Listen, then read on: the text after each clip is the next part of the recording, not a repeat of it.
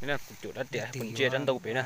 Ngủ nản mà yếu chủ khẩu cũng đi nó Yeah. lên nó cho có cái kênh chùa nhân chia nó mà ngủ nản. Ô cảnh càng gạo lý nữa. Kênh cần của lý nữa. Chuột đua nè. Nên chia sẽ nửa chuột đua sẽ bao đi chán á. Này xem nào. Ô cây cần cầu lý nữa. Ô giường cầu xí tiền.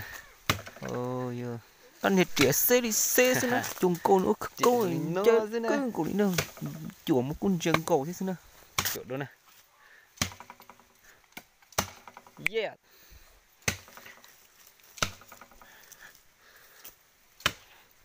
Cùng chết tớ cưng của lý thỏ chỉ tàu lý thế nữa. Chuột xe là sợ to sợ. Nó cái chuột xe là cũng báo chuột kia là cũng báo con giang gò thế nữa. Cái cưng của lý tao xạo ya cú thiệt chim mùa nó nè.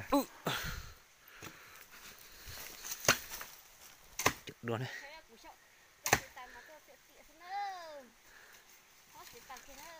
Oh yeah.